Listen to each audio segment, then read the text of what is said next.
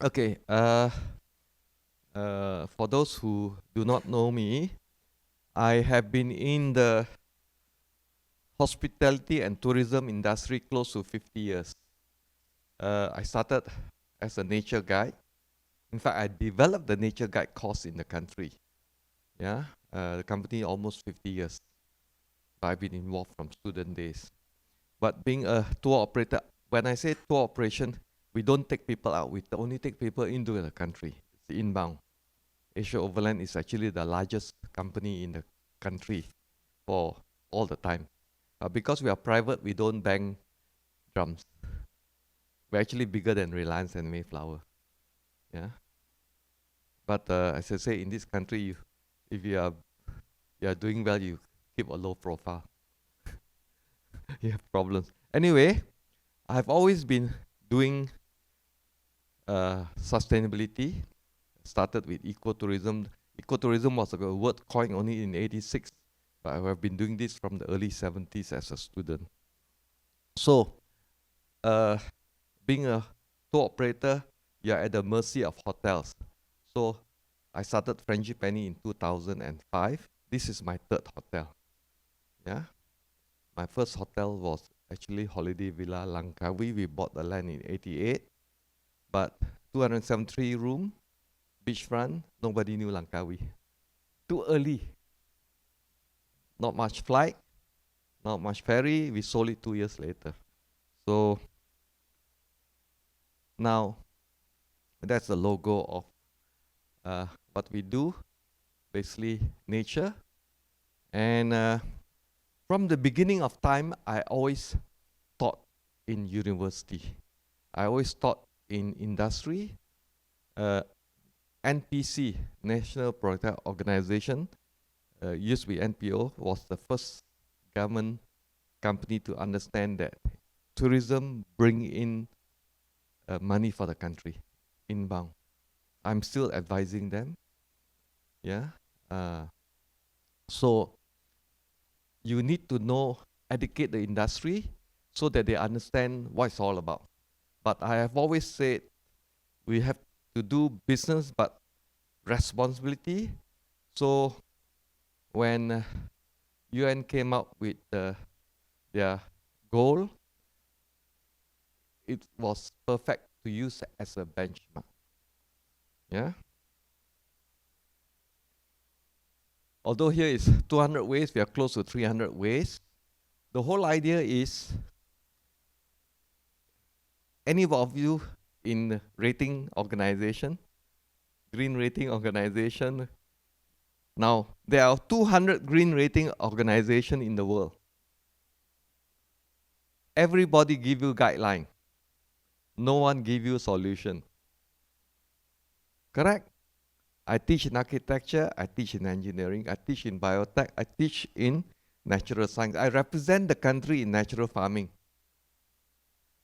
Mardi asked me to go and teach because I have an organic farm school. But I closed it during COVID. I moved to Langkawi because survival. Yeah. Now this is a hotel. We sit on close to 11 acres. We have the wetland here. We have actually another piece of land there that we will be developing. So it's the largest piece. We have almost 400 meters of beachfront. Now we purchased this hotel in 2005. It's already 20 years. And you can see how much greenery we have. Now 20 years back, you need to come up with a vision as a business. If you don't have a long-term vision, it's difficult to be the greenest hotel, but actually now we are recognized by UN as one of the greenest. Yeah, to be a leader and always using SDG as your guideline. And then you have to have a policy. For those who are teaching business, I hear you're teaching business. I teach in Nottingham Business School, also sometimes at Taylor's. Yeah, business school come to me also because a lot of people think that sustainability costs a lot of money. Yes, it does cost, but long term you save money. It is more profitable if you push sustainability, but you need to put quite a bit of capital upfront. Yeah, but long-term return. So the big picture, climate change. I was invited.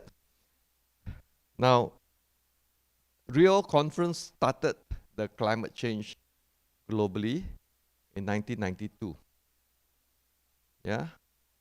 And 2012 was the second conference in Rio. I was invited in 2012 to speak at the Rio conference by UN New York. And that time I had 100 waste. I had my wastewater system. And they say, wow, you came here with solution.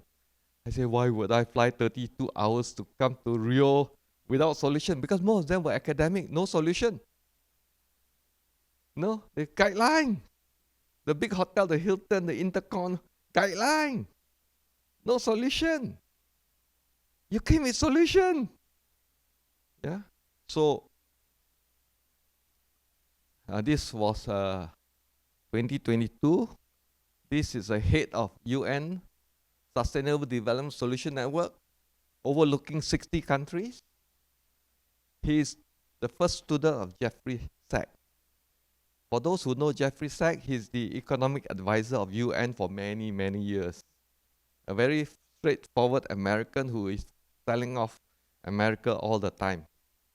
And this is the head of UNDP, Niloy. He oversees 3 countries, Malaysia, Singapore, and Brunei, but he's just gone to Africa. So the only way to benchmark is UN, isn't it? So UN bosses, 2 bosses and their team came for my 2.5 days green hotel course. I created the green hotel course for whole of ASEAN in 2016. Yes, they have a criteria, but they don't have a course to show you how. So I show them how. So this is my second book. I've won many, many awards. This is the Langkawi Award, the highest in the environment. We've also got the Hibiscus Award, 2011. But anyway, for any business, if you want to achieve anything, you need to look at the SDG. Now, why most public listed company has to follow? But in our tourism business, my client is mostly international. So if you're not rated green and you don't follow the SDG rule, you don't have business opportunity. Now, all branded company has to be certified green. A lot of them don't realize that. You cannot say, okay, I want to be certified green today. No, you can't. You got to show your processes. Yeah? How are you reducing energy, waste, recycle, helping the community, helping the education system? Where is your partnership with NGO, university, government? So you have to do all that. So this is what we've been doing for the last 20 years in my hotel. But I've always taught from the travel side for the industry. That's where I met Gary. Yeah, I've always supported government work and WWF, Malay Nature Society, many NGO related to nature and environment. So we tick off all the 17 SDG. Now, when you talk about circular, that means you have to look at almost no disposal. Yeah, you reuse everything. So you can see sustainability in action in the resort. Yeah, for most of you would know circular economy, reduce, reuse, recycle, regenerate, but a lot of creativity come into play. You see that in the slide that follow. Because tourism is one of the biggest industry in the world.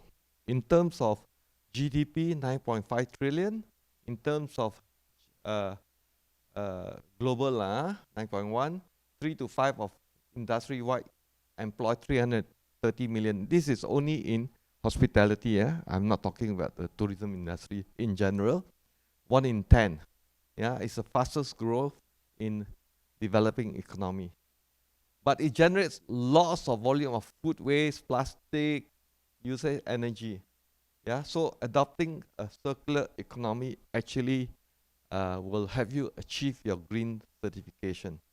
But you need space, you need planning, If you don't have space, most city hotel will have a challenge because every square foot you're talking about is 3,000 square feet.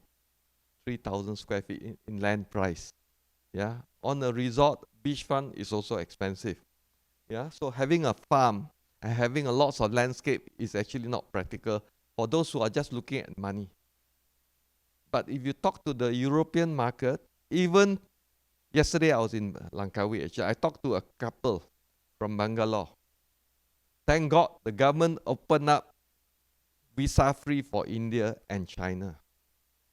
The Europeans are getting poorer. And 10 years ago, when the Indians came, they were the poor. Package tour. Now they are coming by themselves. What you call free individual traveler. They book the air ticket, they book the hotel themselves. So these are the middle class and upper. And this couple say, I'm so happy I booked your resort because my friends who came and stayed with you mentioned about this. I'm not interested in staying in high rise. I stay in an apartment my whole life. Why should I come and have a holiday and stay in a high rise? I want to feel nature. The Indians are also feeling the middle class. So I have kept this philosophy on low rise. In fact, all the big 5-star in Langkawi are all high rise. The Ritz-Carlton, yeah, most of them are high rise. The new Hilton coming also high rise in blocks. Yeah, but they say I'm very stupid. Why? You can put another 1,000 rooms. I said no. We'll put another 150, making it 200 over for economy of scale. But on 11 acres. Tropicana is putting 2,000 rooms on 4 acres. 40-story on the beachfront. Plus a 25-story hotel. Sheraton. Your beachfront is 80-meter wide. Mine is 350. Crazy, isn't it? You try to imagine 2,000 people on the beach of 80 to 100 meter. Isn't it fun? Crazy, they don't care. They sell and they go. They sell the apartment, they go. Yeah, but the Europeans say, how you allow such a monster to come up? I say, I can't do anything. This is politics. But I can grow giant bamboo to block the view. Which is what I'm doing. Yeah. So it's a very simple thing. These are all simple principles, but how to do it? The rating company, the guiding of all this green certification, give you this. But do they tell you solution? None. So this is where I give you many solutions. Yeah. So water. Dr. Gary was here just now. He said water is the easiest way to do. Yes, we started with water. Very simple. Yeah. Waste. No waste. Beach erosion because we are on the beach. You see what I mean by climate change affecting island, passive architecture, food security. Continuously you have to do research. At any one time, I have 2 to 3 research officers. Currently, I have a biologist, marine biologist, and I have a doctorate in agriculture. Which hotel employ researcher? None. Yeah, data, they have got green, but not researcher. Because I publish paper. I collect data, I publish. Because if you are teaching, without data, no say. When I say I teach in America, I teach in US, UK, India, China, the whole Asia Pacific, Japan. Yeah, they invite me to speak. But now after COVID, I try not to travel so much. Yeah. So now, what we do: energy, water, waste, food, green. I have an organic farm. I teach organic farming, so I have a full-time farmer there. But my 2 environment officers spend 70% of the time also, because when they teach, they have to do it, practice it. Yeah. So Energy is our biggest cost. In terms, if you want to look at energy for hotel, after salary is energy. Everybody put on aircon and things like that. Then you do natural ventilation, energy efficient, normal, gas education, rainwater harvesting, low flow. These are all quite normal, but I will share with you how we started. Yeah, we started with water. Yeah, so we also uh, do groundwater, what you call uh, recharging. Yeah, so you may not see a lot of things, but I would put flower pot over it, so you will not see this sort of thing. Yeah, I harvest my grey water. The big pipe is the shit. Sewage, black water, grey water. So when the grey water come down, it actually water my garden. Yeah, grey water is fine. Soap water is part of the nutrient of plants. Yeah, phosphate. You have a bit of sodium. Yeah, potassium. So this is my wetland, and this is in front of the hotel. Actually, when we don't have time to go, I use that to explain constructed wetland. But this is only surface flow. So because we are hotel, I rear fish to eat also. Yeah, but because we are hotel, I make it only 2 feet deep. So safety must be number one. 2 feet. I mean, you think of little children falling in. So far, 20 years, nothing lah. But whenever you run a hotel, safety comes first. Yeah. But now we have a challenge. We have a family of otters across the island. Every once in a while, they come and feed. They are so used to it, they go through our lobby straight to the beach. Yeah, you know, they also eat. They also feed off our wetlands. So all our big fish, they take. Yeah. Now, one of the things that we have very distinct dry season in Langkawi.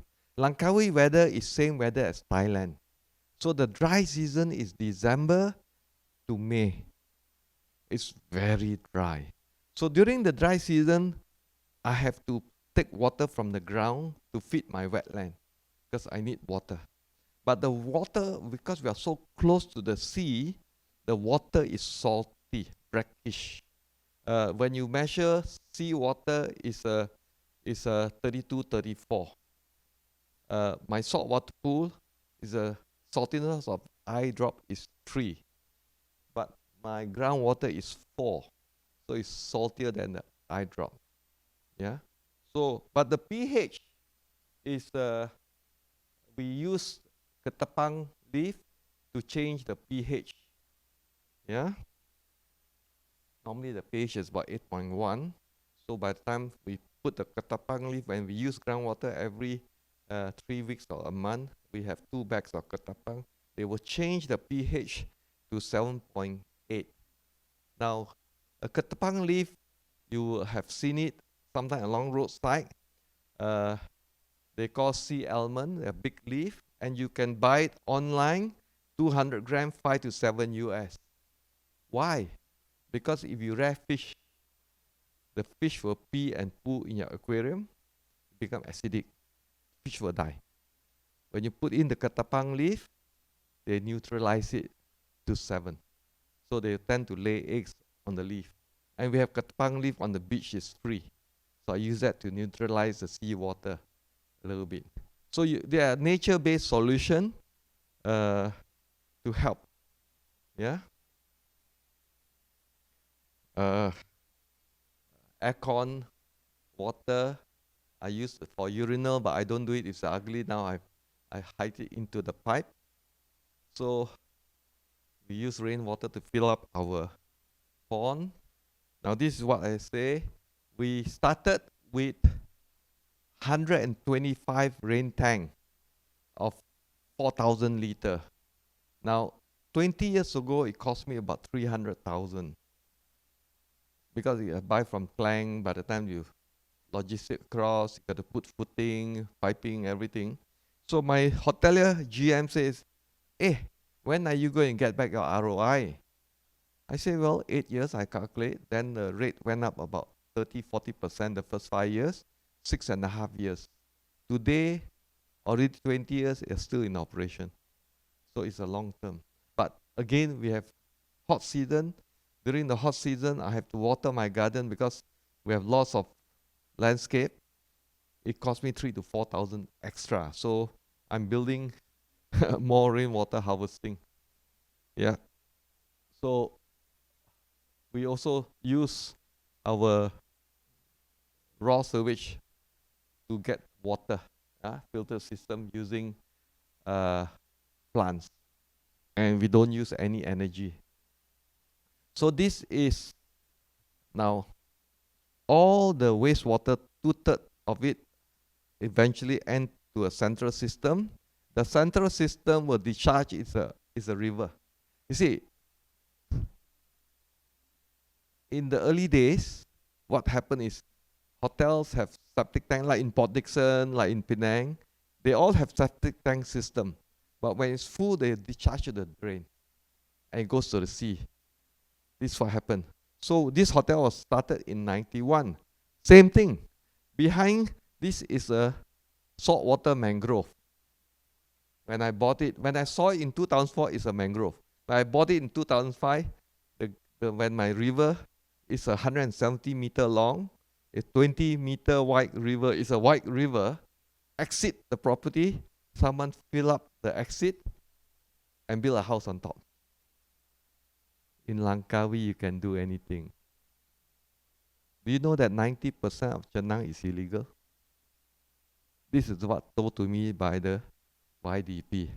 Last year, Tunku Iskandar, royal family, say, Prof, what to do? 90% illegal, they don't pay tax, they don't pay license, they complain like hell. Then I say, why do you give them electricity and water? We all know lah. On an island, it's very difficult because they are related to each other. Yeah, hey, that's my uncle, that's my cousin, jangan kacau. So it's sad, but it's true. Not all islands of the world quite similar. Yeah, and you know YDP and DO that only here for 1 year, 2 year, 1 year, 2 year. They can't do anything. Yeah. So the thing is, but the development of Pantai Tengah is the same beach. Chenang and Tengah, I'm on Tengah. Tengah more big development. So this is, it's actually a blessing that someone built this over the river. So I converted it to a wetland. But I started doing wetland in my first hotel in Gombak Jungle Lodge in 91. So I didn't want to damage the river there. I built my wetland. So here was a system that I would convert from a saltwater mangrove to a freshwater wetland. Now this is the daily oil that comes from the kitchen, my grease trap. So I feed it to my wetland. Now before COVID, we used to collect this as scheduled waste. You have to pay for it. Goes to dump site. But now I feed it to my wetland. It's because of the research work I do during COVID. I'm there.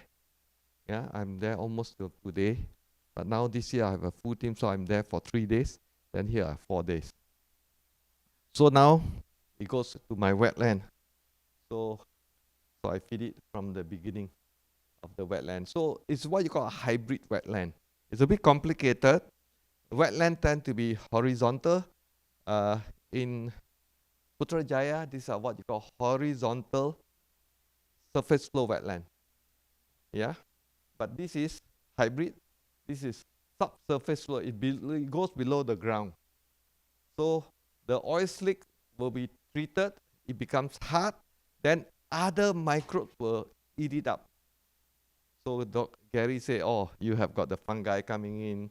You have got other type of microbes. So there are different microbes working at different stages. But the oil-eating microbe will take a bit longer, and you need to give them oxygen.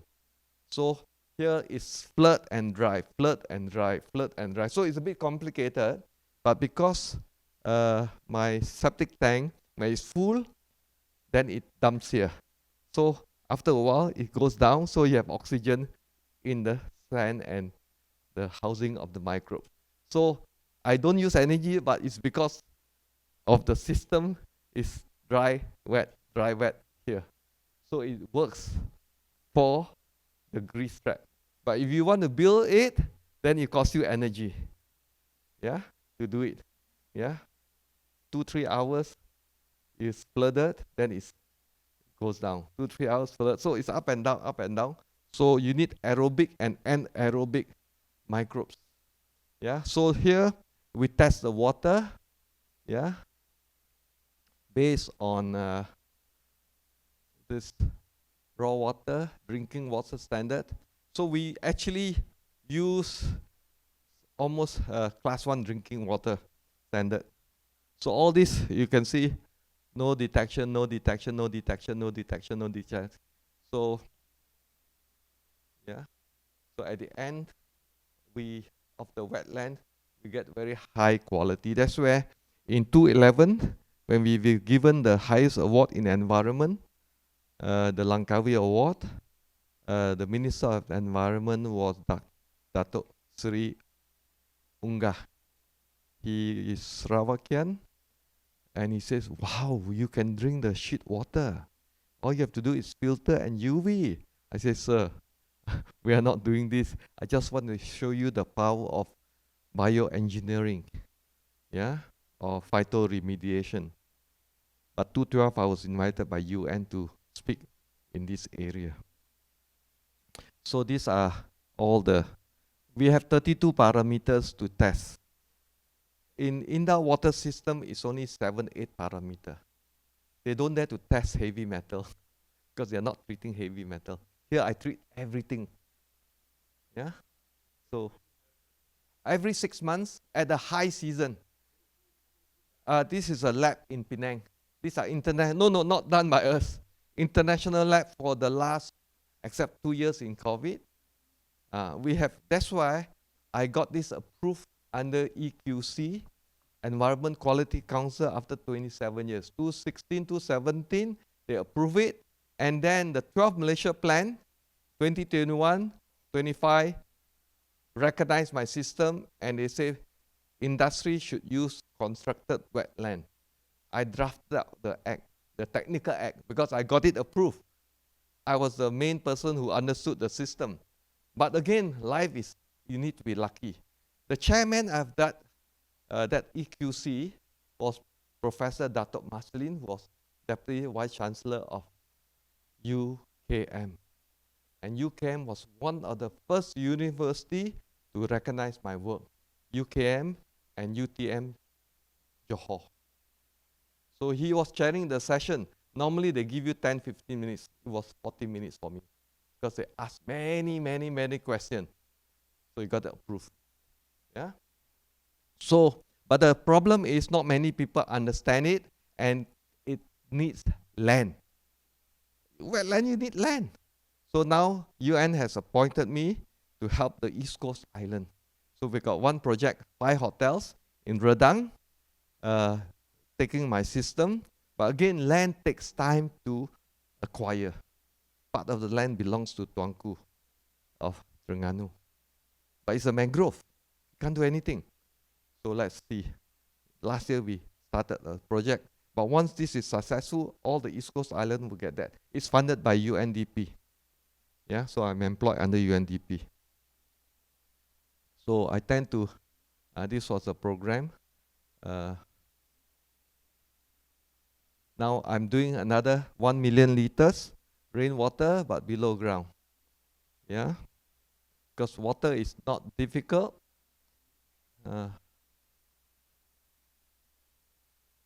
Now, this is because every room you have to have hot water. So my first generation of solar was a local company, black surface, copper wire, copper tubing, and then water storage. Temperature 54 degrees. Yeah. My second generation now comes from UK patent, built in Turkey. Temperature 74 degrees. It captures heat because it's titanium coated in a vacuum. So you know, we all know that heat water can boil in a lower temperature in a vacuum. So this is a system. So when they say, I guarantee you 10 years, 10, 12 years, it's fall apart. The you know. So now about just pre-COVID, we use it and we save more electricity. Yeah, this is the name of the company. I don't own it. Simplex hot water system, and it's really, really hot. Yeah. So this is the system. Of course, we got solar photovoltaic. We are getting more solar, and then during COVID, we invest in electric vehicle, reduce manpower. Yeah, these are all common LED. I won't go into it. We make a lot of tea from. The name is Frangipani. Frangipani in Malay is called Bunga Cambodia, which you find them in graveyard. Yeah, but in India, it's in temple, in China, in temple, in Bali, temple. So it's also called temple flower.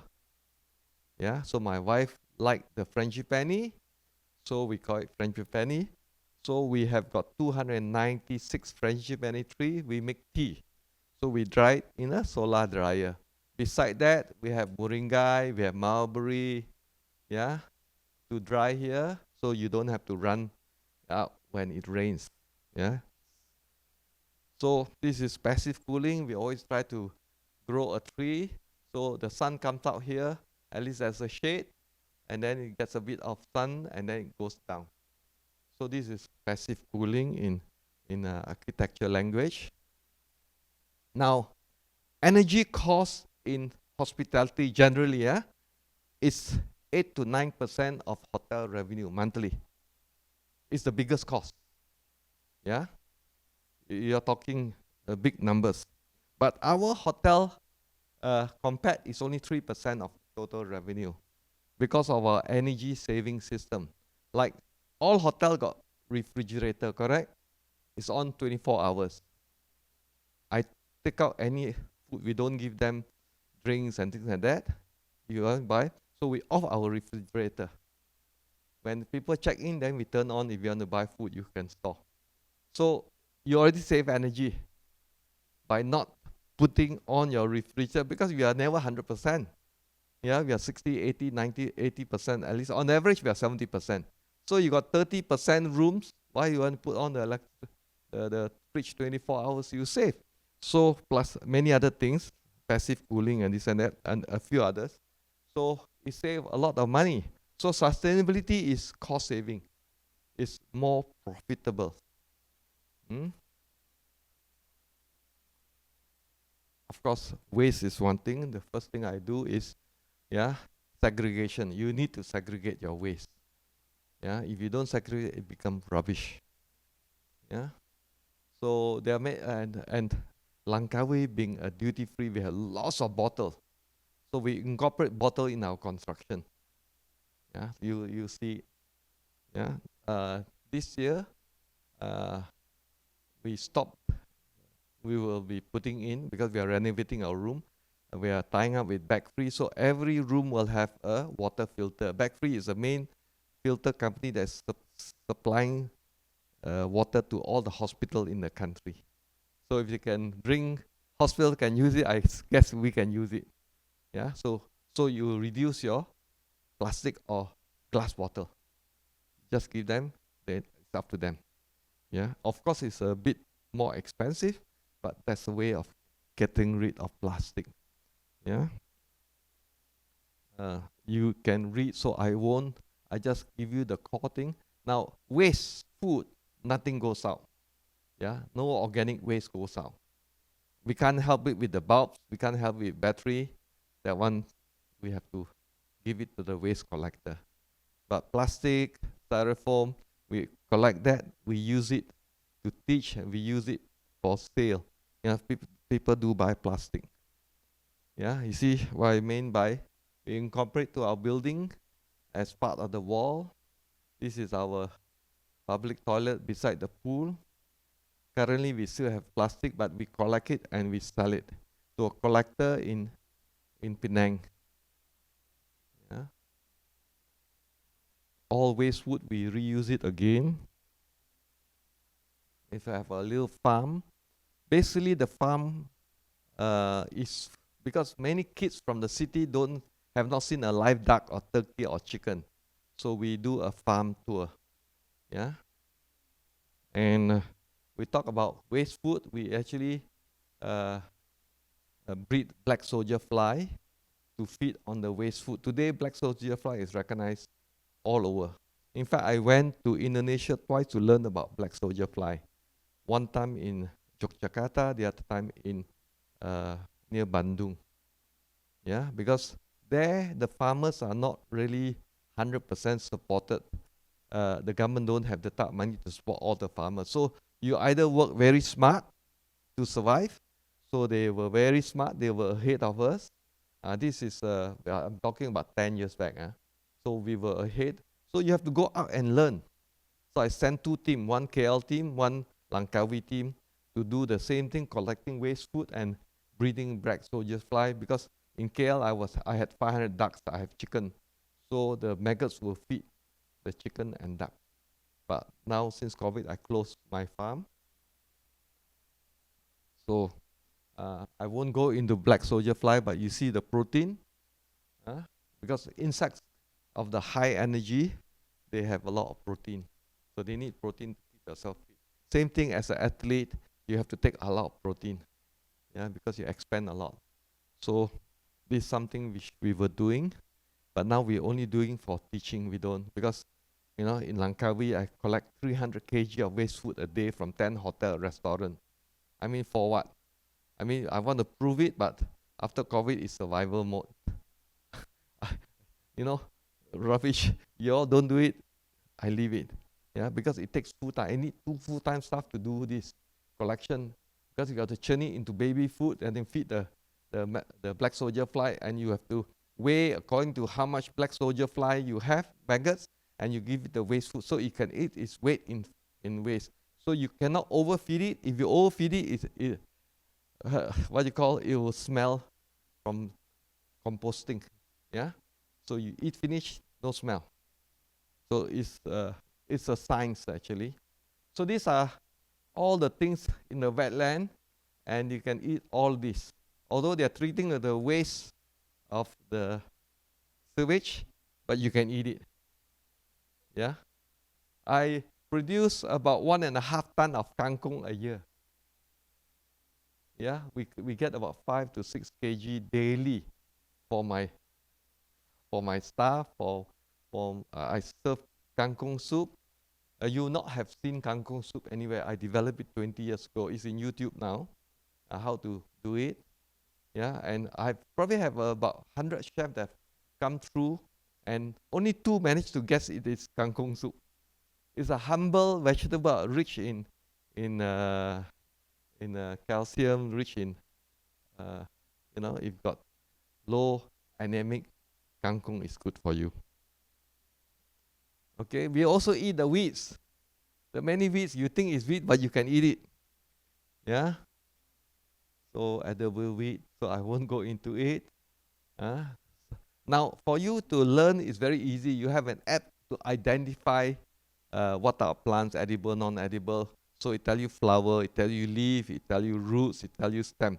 So you use the app, you take a picture, the app will tell you, what it is. If 2 out of 3 is correct, you identify it. Yeah. So everything you can, because no one is expert in everything. Yeah. So we do a lot of courses. I used to run farm courses in Gombak at my farm school, the Frangipani, but COVID, I closed it down. Sad part is my goats, because the goats are mammal, they come to you and they snuggle with you. I got to get rid of everything and move to Langkawi. I started with 5, I ended with 14 after 4 or 5 years. Yeah. So, because there is no official organic farm school in the country. Yeah. So even Mardi, that's how Mardi recognize my work. They come and see my work. Yeah. From Sabah, Sarawak, Johor, Kedah, they all come to learn. I give a free course half a day. Yeah. So they come. Because I have goats, I have chicken, I have duck, I got fish, I got vegetable, I got paddy. People say, where KL got paddy? I say, I grow paddy. But in the new system called uh, intensive uh, system of paddy, 70% less water. But it's manpower incentive, manpower intensive. Yeah. So again, uh, I I built my class for teaching here.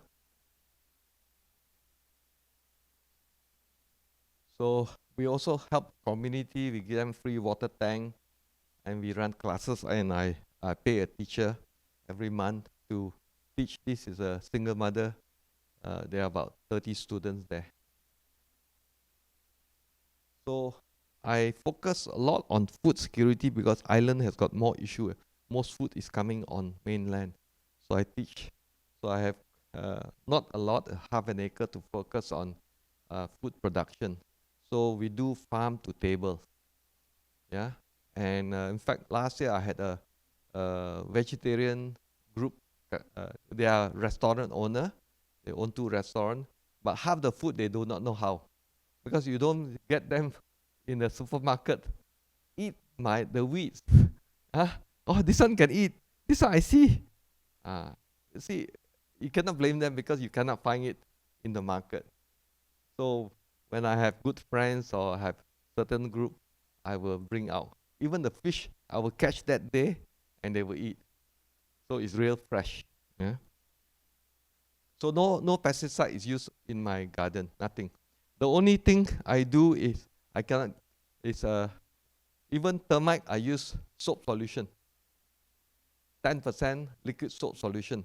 When I find the nest, I drill 4-5 holes and I saturate it with soap solution, and then it will kill the whole nest because the soap will break the cell to the cellular level. Even I don't have Bygone or Rinsack in my room, it's 5% liquid soap solution. It will kill it. Not just mosquito, but cockroach and flies and ants. It will break the cellular level. Yes. Yeah. You know your in the kitchen your liquid soap. Yeah, the liquid soap. If you get a branded one, 3 liter will cost you about 25 ringgit, or 26 or 28 ringgit. I buy from Mr. DIY, 6 ringgit 50 cents. Yeah. Every time I fork my hotel, I have to fork it twice, sometimes 3 times a week. It costs me 500 ringgit. Today, 15 ringgit. I save money. Yeah, my guard do it. At that time, I got 4 guards. They go around. I do it 3 times a week when it's rainy season. Yeah. So there are many things you can do, but this is my research work during COVID. I have time. I let the mosquito bite. Oh, then I spray Dettol, neem solution, all sort of thing. Then, oh, liquid soap can. Then 20%, 15%, 8%, 5%, 4% cannot. 5% can. So 5% is the weight. So you test on yourself lah. So you have to do research work. In fact, close to 300 ways, 90% is from me. Over the last 20 years, I have to do, but I have to get confirmation from them. They have to test it out. So, my hotel, in fact, very funny. We go for star rating. My hotel is only a 4-star. I keep to 4-star. The Ministry of Tourism, MOTEC, we do star rating because we can get foreign worker. Without star rating, they won't give you foreign worker. Yeah, so we do it, but it's volunteer. We have always been rated 4-star, but this time, before COVID, I'm on a star rating, but I'm the secretary of hotel owner. 70% of all the hotels belong to YTL, Resort World, Dorset Group. They're the big boys. So I'm the secretary. So I'm in KL because I need to do government work. As secretary, they're always the busiest. In fact, anyway, so they rated me 3. So the chairman of the rating board, Dato Azlina, at the time, now she's Lada CEO. Yeah. So she was deputy KSU, but he will sit in the rating. Okay, we go and see your hotel. After seeing the hotel, he asked the officer, why you rate Frangipani 3-star? Look at them, like kampong. You see the water tank everywhere, water tank. My kampong lah, water tank. Which hotel got chicken and duck behind? Kampong hotel, 3-star. Then he said, I cannot blame my officer. They don't understand sustainability. Yeah. My smallest category room is 51 square meter. 51 square meter is a suite room. I said, which hotel got three swimming pool? Our villas are 57 square meter. We are only 2-star. You know, Aloft is 4-star. Their room only 33 square meter. Mercure is a 4-star. It's only 28 square meter. My rooms are 50 square meter. They don't understand. So sometimes you have to engage the government to educate them. They downgraded Resort World to 3 because they don't have a business center. Why would a resort have a business center? See, so we have to sit in and educate them. Continuously new officers come in, they were like little Napoleon, they set their own rules. So we need continuously engage the government. Yeah. So anyway, he said all my old bathtub I made into raised bed, so you don't have to bend down. You just turn up. Yeah. So these are all my food. I produce 6 to 8 tons of compost. These are all food from the garden. Yeah. This is my landscape. When I started 20 years ago, I say, why can't you have edible landscape? Of course, the landscape specialist say, what are you talking about? Eat your landscape. Yeah. So in a year, I get about 1.5 tons of vegetable or more. I get about 1.5 tons of mango. I've got 32 mango trees. I get about 2 tons of papaya and 3 tons of banana. Save money. Basically sustainability, but you have to spend time lah. That's why a lot of people say, hey, very hard to do lah. You are different. This is your passion. This is your hobby. But I want to show people it can be done. Yeah. So these are some of the things that we use. Yeah, tea, frangipani, moringa, mulberry, yeah, all dehydrated tapioca, bamboo, and so we during the mango season we collect and we freeze them. Okay, these are all organic food. It's very nice. Yeah, colorful.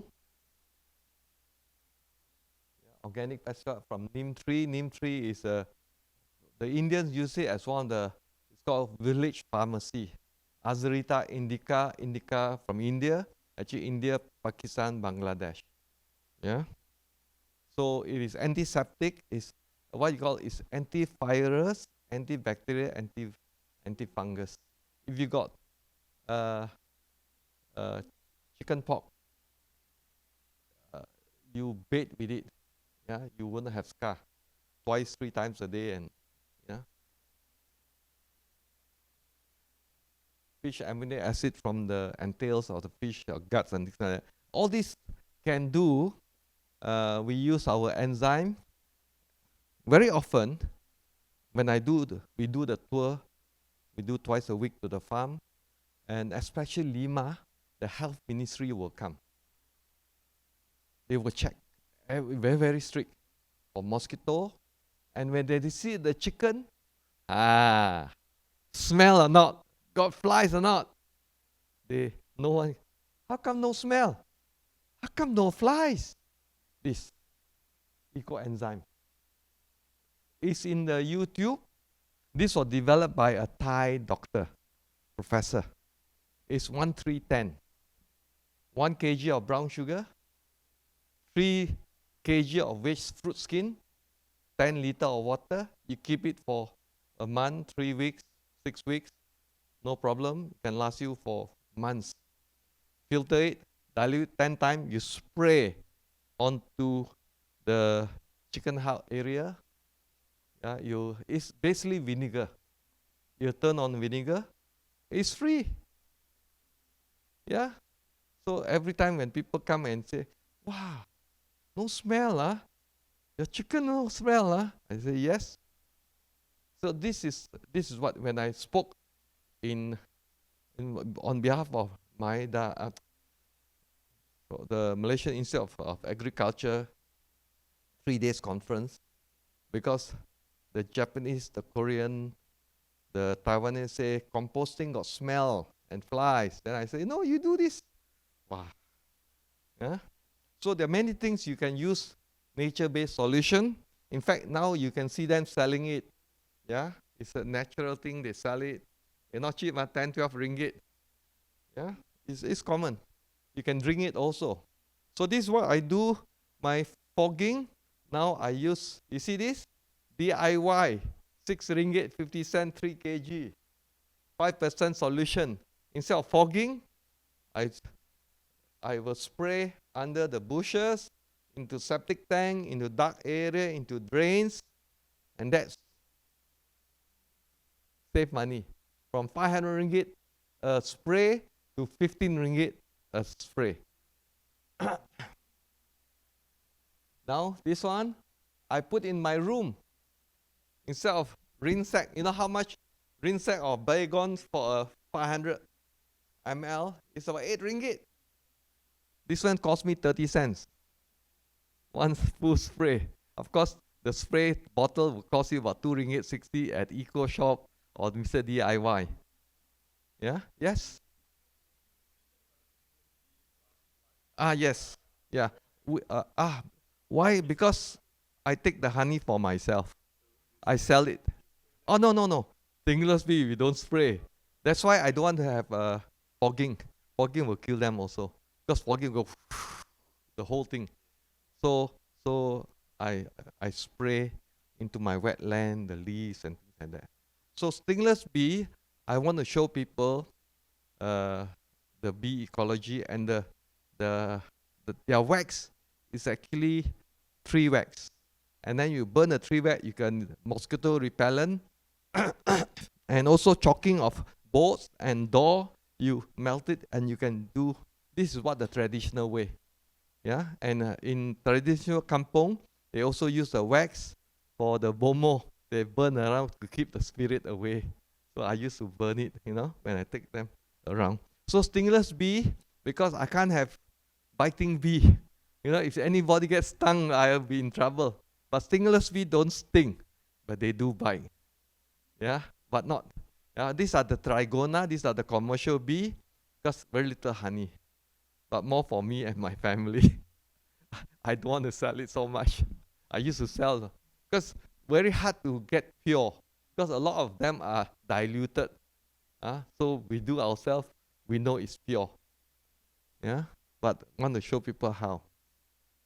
So charcoal is one of the main things today. When you burn charcoal, it's a carbon sink. We bury it, but it is for natural farming, because 1 kg of charcoal, you blend it into powder, it will take you 2 to 3 times, it will absorb the water volume. But I do it because it houses microbes. So when you mix with compost, it's housing the microbes, so you don't need so much fertilizer once you mix it. So all natural farming, they need to do this. So when I taught at the Asia Conference on Agriculture, because the Taiwanese, the Japanese, the Koreans say, very expensive to buy charcoal there. I say, every farmer should make their own charcoal. So we have 8 bathtub, but these are the old bathtub. They're made from metal and porcelain. So we get about 70 to 75 kg of charcoal from 8 bathtub. You go to YouTube, you see, you must cut it small, double barrel. I say, very simple. I just burn it with dried leaf, leave it for about 5 minutes, 8 minutes, then I cover it up, pyrolysis. It is basically burning with very little oxygen, and that's my charcoal. And this is what I collect from my garden and from my beach. Yeah, so it's not difficult. So this is farming. I won't go so deep. Basically, it's circular economy. I have got, this is for, paddy, neems.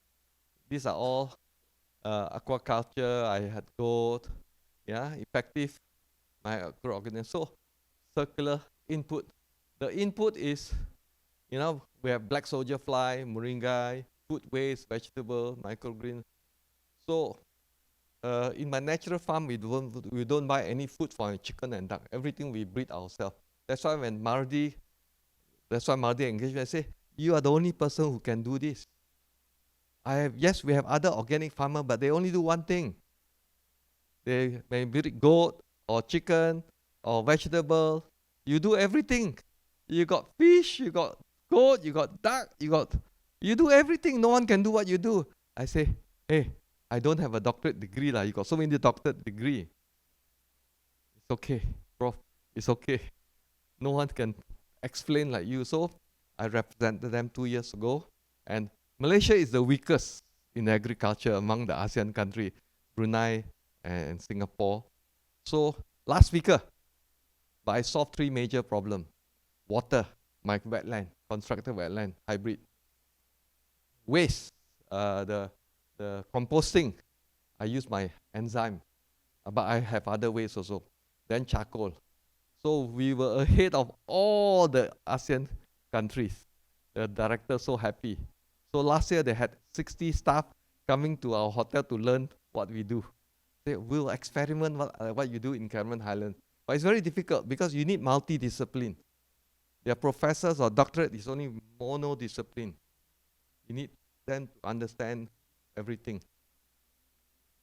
In fact, when we we certify our farm green, organic, they had a lot of issue. They say, we've got goat people, we have chicken people, we have got marine aquaculture, but we don't have someone to understand everything.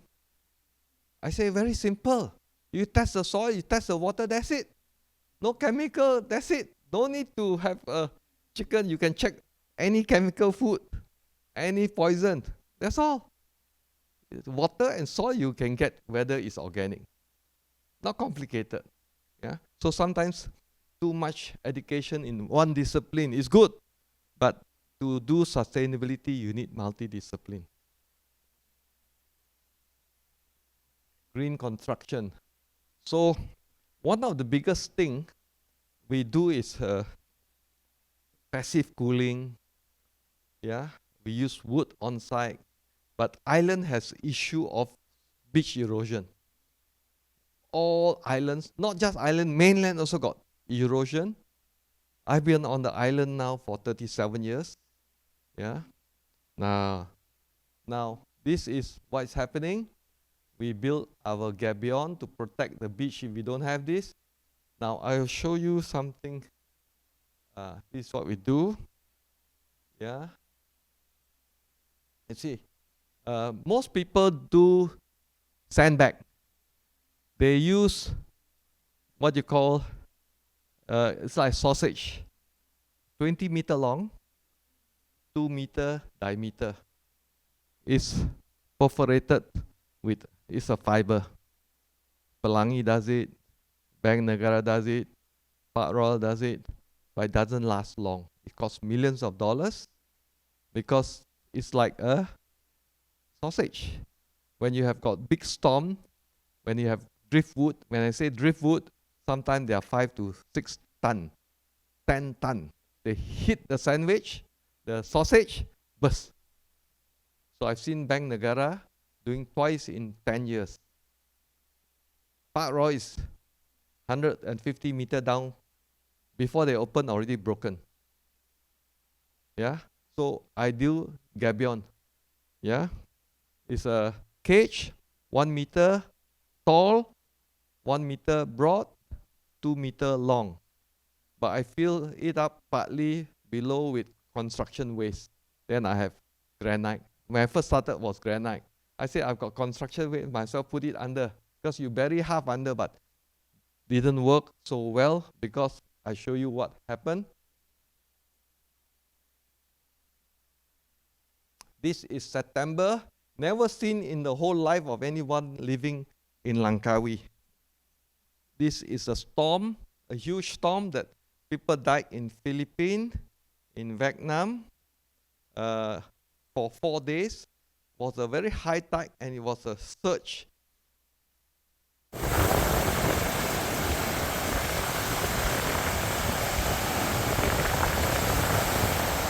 Now for 4 days, it hit our beach. September 16th to almost 20th.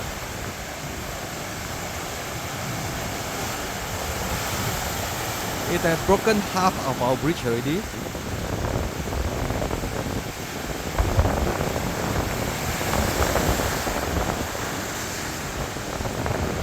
Our beach now, the gabion can reduce the strength.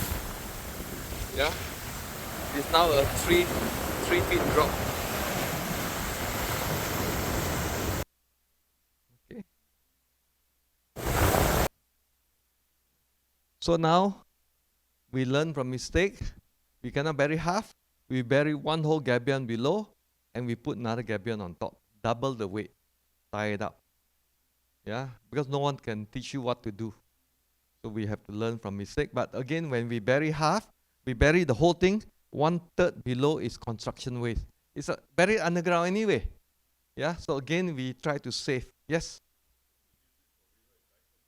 Yes, yes. It's all done for river embankment. It's quite common, but not on beachfront. That's the problem. But I save money.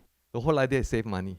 I have to get rid of I'm renovating now. My construction waste, where does it go? It will go to waste dump. So I bury it lah. Yes, correct. Are you an engineer? Are you okay? Because this is very practical solution.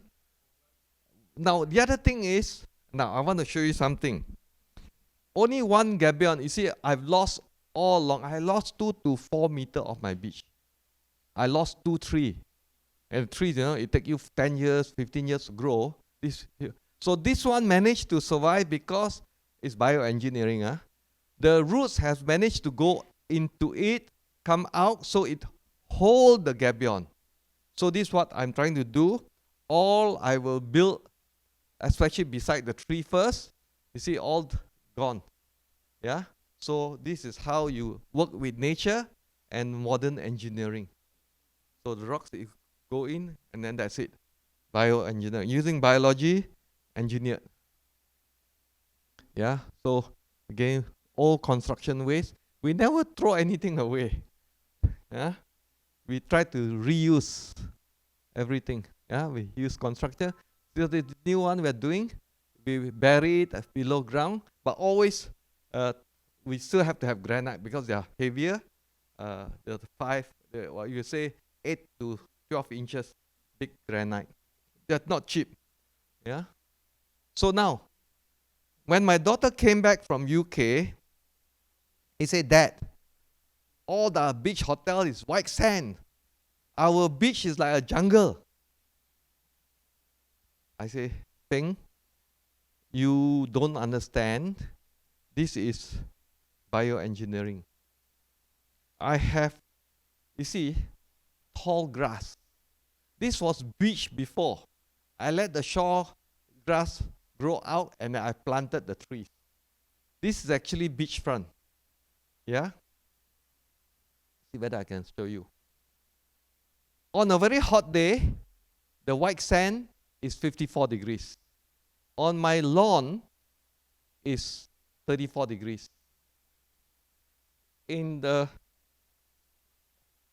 If you got tall grass, it's about 34. Tree and grass is about 30. There is a 20 degrees cooling effect. So this was beach before. You can see my cabana. Now actually my beachfront is up here.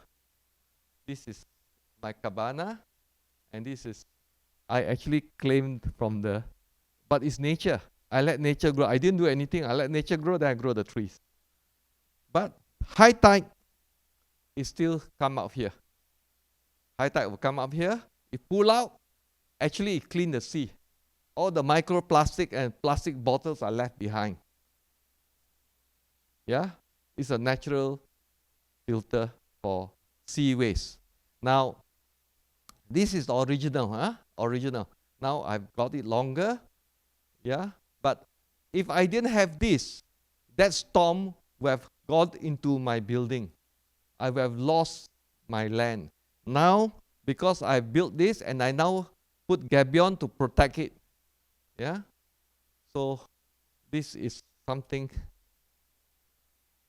In the old days, if it's all white sand like this, temperature 50 degrees, when it blow into my villa, hot.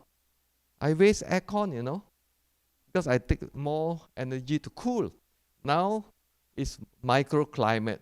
It's much cooler. In fact, a lot of GM, they come and eat at the restaurant and say, how come your place is so much cooler than mine? Huh? I say, do you not understand this? In fact, some guests come and they complain, hey, the owners, they don't maintain the garden. But I say the lawn is lawn, but this is shore garden. Then if they read the information, then they understand. But the first impression, owner very dirty lah. They don't maintain. Like what my daughter, first time coming. She sent me picture of all the hotel all over the island. You see, they're all white sand, white sand, white sand. Ours not white sand. Yeah, but we have white sand, of course. After that, it's white sand. So again, all the bottles, I put it as chandelier, open bathtub. We have got rainwater shower in the garden. So COVID, a huge tree fell onto my room. It's called New Guinea walnut. And I took a revenge. I made 6 tables out of it. Yeah. So this is one of the hardwood, 90% from the garden. This is actually Malaysian teak.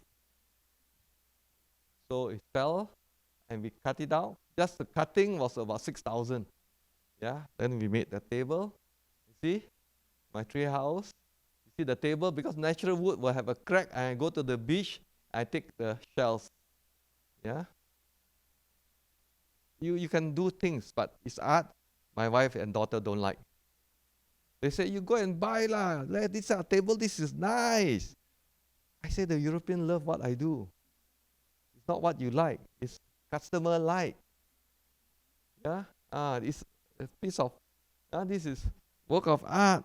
It is very ugly. This is old wood. I say, well, you won't get rust wood because salt water. Anyway, it's an opinion. Now you have to have community engagement. You must, as a business, you must benefit your local community. The community is poor. They see you are doing well. You're not getting benefit from it. They get animosity. So you need to help local community. Yeah. So we do training.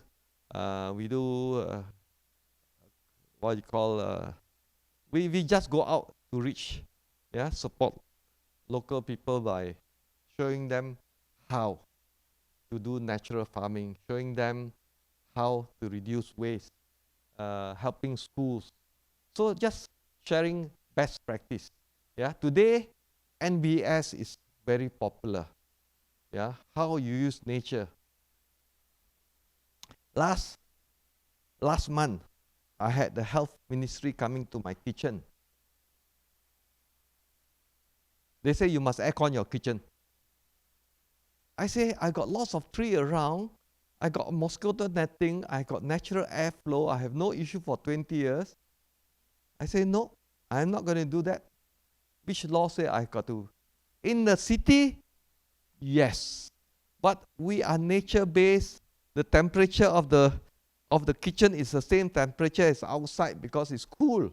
I have trees around. You see, you get this little Napoleon who don't understand. Of course, when they come, again, I didn't do it. I say, you find me lah. I will take it up. You see, again, very hard to explain to people. I'm using nature-based. It's very cool because we have airflow right across. Yeah? So these are challenges. uh, that that's why I continuously teach people, constantly teach hotel. On Earth Day, actually, I'm giving free classes to all the hoteliers. If they're not interested, I take for the whole island. I work with Lada. We are launching a environment award for community. One of the judges, I show them. So these are things that if you want to achieve the 17 SDG, you have to do that.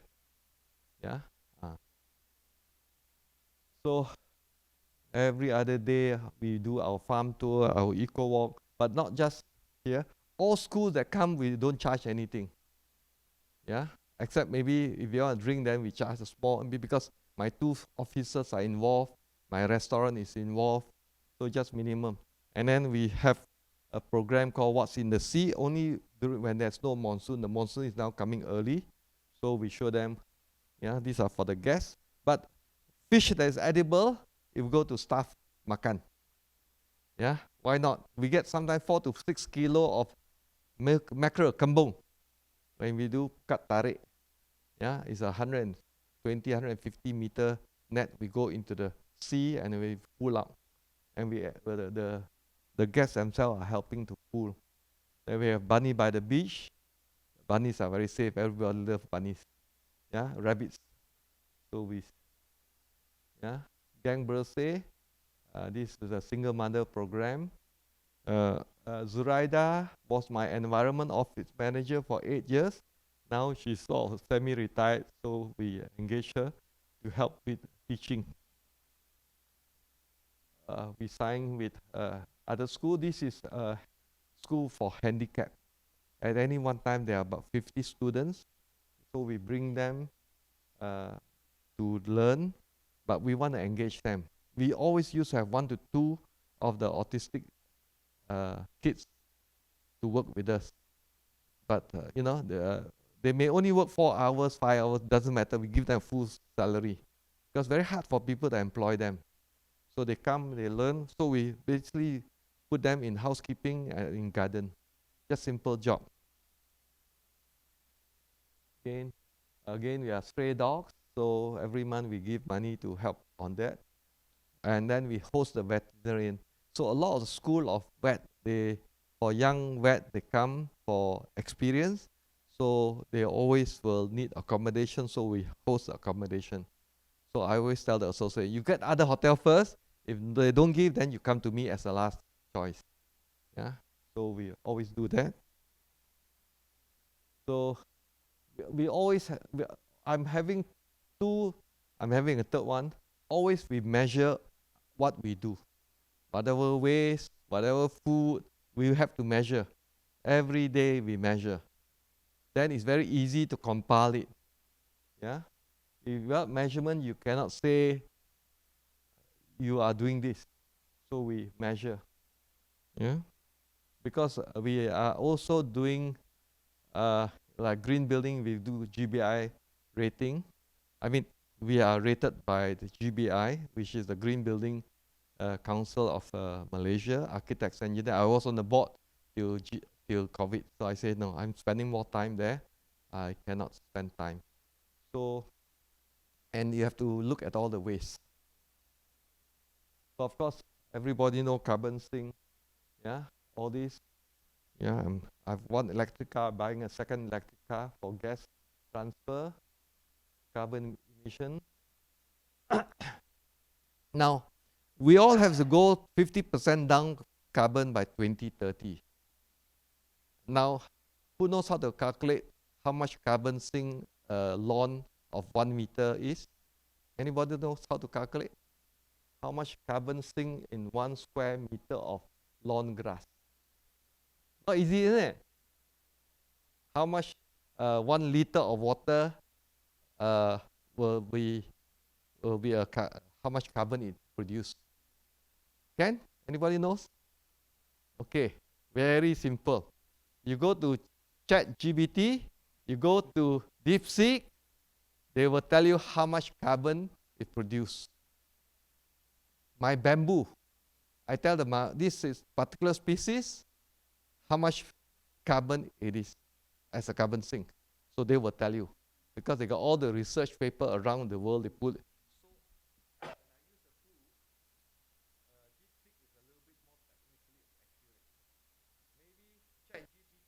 pay the premium, maybe it will give you the same result because you don't pay this one. Because ChatGPT you pay, this you don't pay. So you can do that. So when I do my 3 days hotel course, I will teach how to calculate because we have to go 50% down. Now we are looking at coming up with another 150 rooms on another piece of unidentified earth, but I want to go for by 2030 I want to be carbon neutral, not 50% carbon neutral. We are almost carbon 50 now. So why I'm doing it? People can come and learn because that time you have to pay carbon tax. The government has already announced to the airline you're going to pay carbon tax. They already did an exercise with hotel and hospital, 4 and 5 star, how much energy you use, how much cooking gas you use by a university. I say, what are you all doing this for? Is it carbon tax? They don't want to pay. Basically, they are doing this exercise, they roughly know how much it tax you. Yeah, so we have to also protect ourselves. I say I got carbon sink. Yeah, I got my wetland is a carbon sink.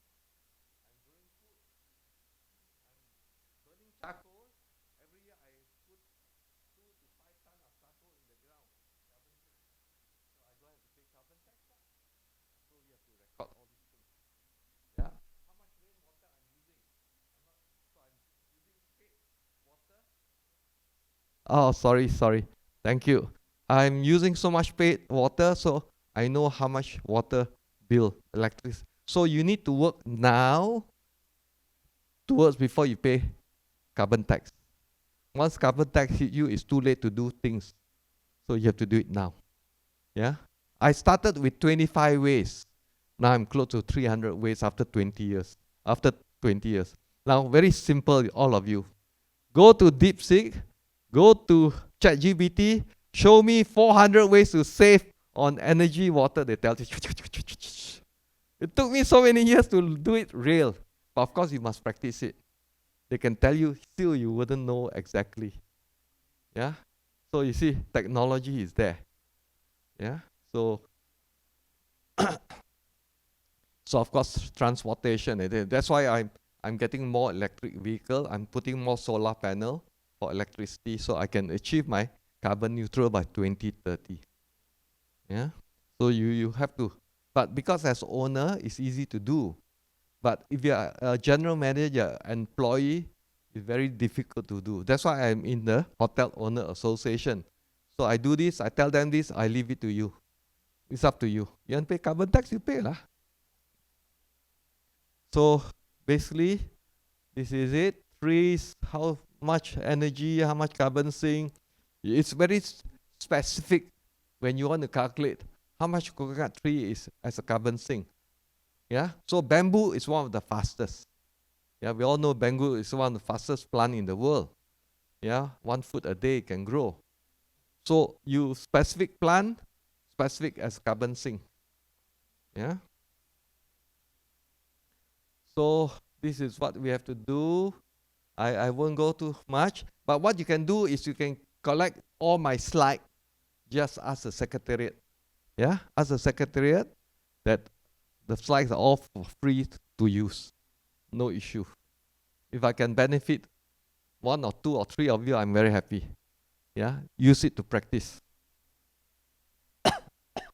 Now, challenges is when I started 20 years ago in my hotel in Langkawi, very difficult. Yeah, mindset change. Yeah, they don't want to eat even my organic vegetable. You know moringai? Moringai is a superfood. It's the most recognized healthy tree plant in the world today. But the locals will not touch it. Of course, the Indians has been eating for a long time. The Filipino is a major food. They say, ini tak bagus. Angin. You know why angin? Because it's protein rich. You fat. So, tak bagus. Of course, today through YouTube, you can see people encouraged to buy this. It's expensive and this and that. So, mindset change is very difficult. I had my housekeeper telling all the housekeeper staff, because he didn't know my environment manager Zuraida was behind. Ini semua jangan faham. Don't bother. These green practices is not a hotel work. Don't eat anything. It's very dirty.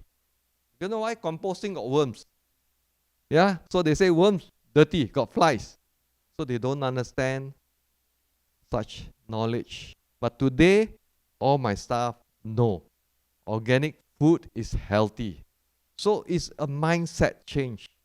It's the most difficult. Yeah. So I think they're supposed to give, your thought later on. Please give a feedback. And if you want to contact me or my environment or my handphone anytime, I will be happy to share. Yeah, the whole idea here is to share as much best practices so that you all can do more. This year, I'm doing a program with UNDP, NPC on solution on train the trainer in sustainability. Because we did a 7 months program, not the whole 7 months because we are all working. There were 4 or 5 courses of 2 days, 2 days, 2 days, but they employed some consultant overseas to come, but they only give you guideline. So I told the boss, Niloy, and the officer, I said, everybody can give guideline. I will do the trainer, but you have to have the UN stamp. I give solution. These are the solution. Yeah? Of course, I cannot go 300 ways here because on site you can see it very clearly. When you smell, you eat, you taste, then you know. I show you eat the weeds. This one eat edible. My shore grass, actually I can eat it also. 2 of the plant you can eat. You can eat a shore? Yes. But I don't have it in the menu, or else I lose my shore grass. Yeah. So many things you can do. It's just knowledge. So my goal here is to share as much, and I thank the organizer, for I think this is my 3rd year speaking here to give solution. That's why Dr. Gary I've known him for many years in the government. I've always taken a lead. I say I don't just teach, I teach globally. I teach all over. Last year I was invited by China on community-based tourism. I speak all the time. But I say such knowledge is limited. When I'm invited in Japan, all my students are professors. Because they have come here, they've seen it, they say, every time we invite you, you have moved forward. Yeah, we are still blackboard professor, you are experiential. We see your work. Yeah, so don't worry about getting a PhD or anything, no need. Yeah, okay. So for those who are consultant in this area, practical solution is the key to it. And the solution out there, just to do your network. Yeah. Okay, question and answer, because what's the time now? We have half an hour. Yeah, I want to keep this because I think more learning can be when people want to ask questions. Okay, I'll have another for those who are asking questions so everybody can. Hello. Okay. Identify yourself and which organization? Do I need to identify myself to you, Anthony? No, for the rest. I'm Nolela. I'm from Berjaya. First, Anthony is a very good friend and neighbor, and I've stayed at his Frangipani, and I've also went to the farm. I realized you said that it's been closed since after COVID, but I managed to eat your rambutans. Thank you very much. I just want to say the good work. Anthony, when I stayed at Frangipani, I did a small tour to look at that time, the concept was still new, many years ago. Remember, Anthony, when I stayed there? But now this is the way to go. It's how we can sustain, and I'm very impressed. Continue with the good work, Anthony. Continue to send your message that we need to take care of the world, and we need to take care of for the future generation. And you are doing a good job. Thank you so much. Thank you. Thank you for sharing. And I hope everybody will benefit some way or another with this. I'm doing composting at home. Okay. all We my are neighbor onion in peels Tamanta. and whatever is in a little plastic container, closed so that don't Yeah. smell. Yeah. And then my son will do the gardening at the back using it. So Yeah. a little bit of Everybody can do a something. little bit of circular there. Thank you. Thank you. Yeah. I have to do. Okay, question? Anybody? You can ask anything under the sky. Yeah. Identify yourself, yeah? My name is Bert. I'm actually our group, our family inherited a loss-making business in ornamental plants and things, and that was about 10, 15 years ago and things, and after that, we are now retransforming ourselves into a what do you call sustainable kind of like business. And I like the concepts you've taken. For the last 5 years, we've been looking at things to do. And what really amazed me is that we have got 3 wetlands. You have 3 wetlands. We do have 3 wetlands. Wow, where? Okay, Where? in Perak side.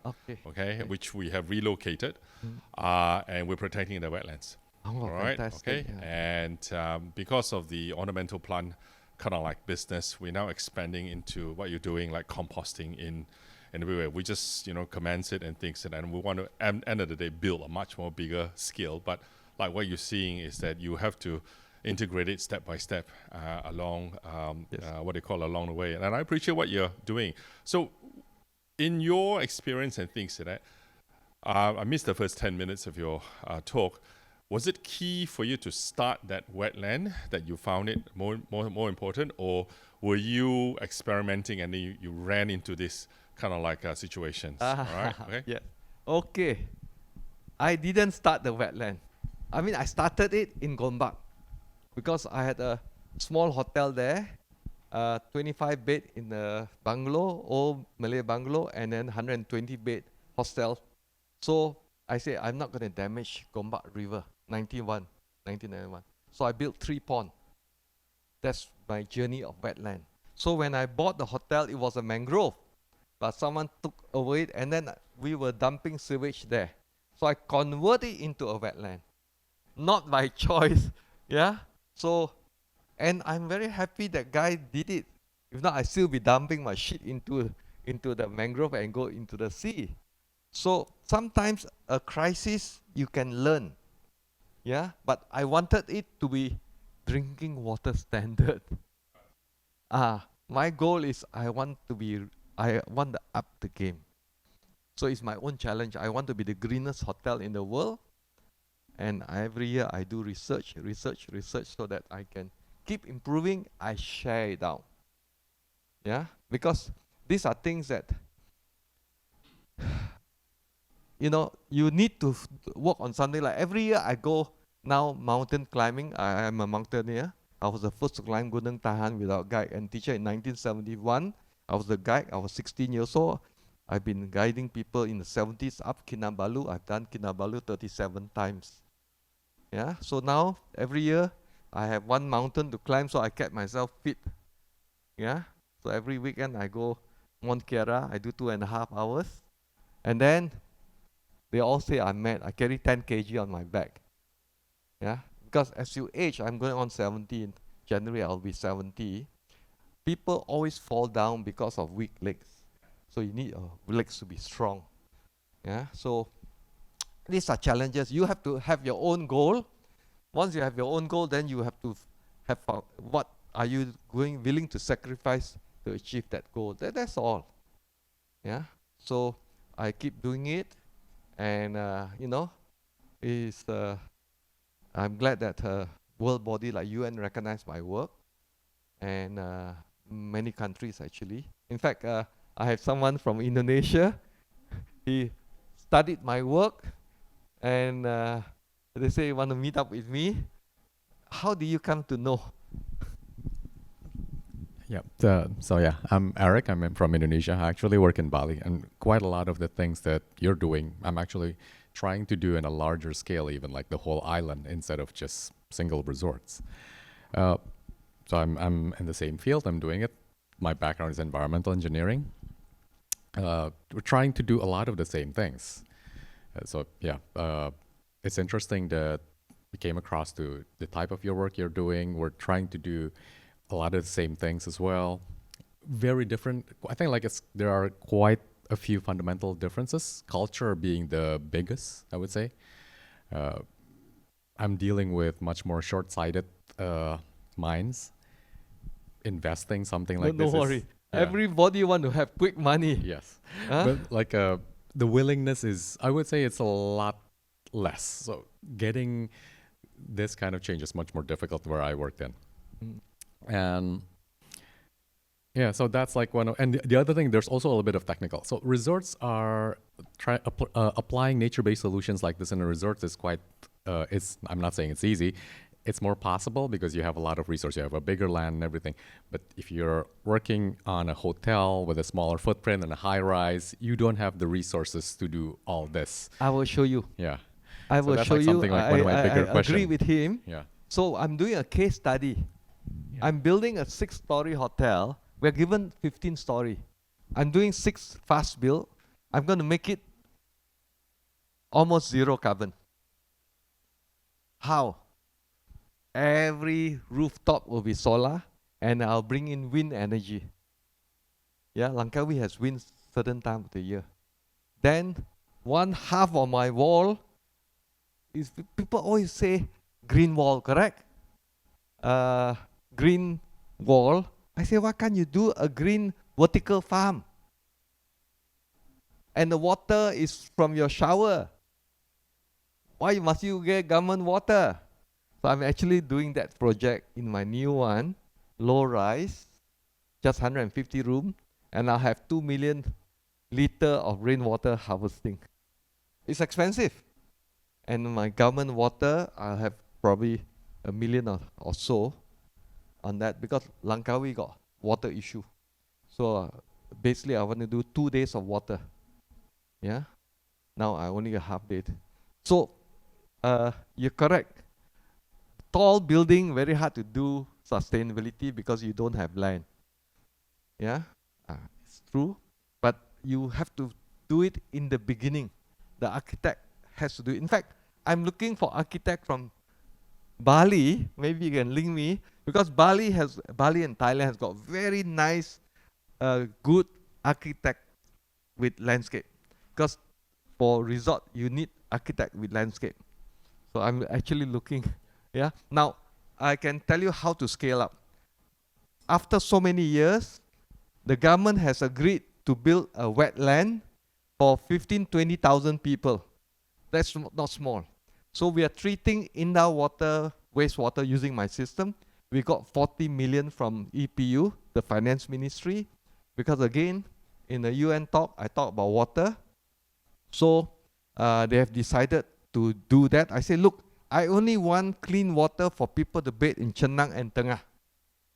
So they are getting, I actually wanted 10 acres, they only gave me 5. So I got about 4 acres beside indoor water. So I'm treating indoor water discharge.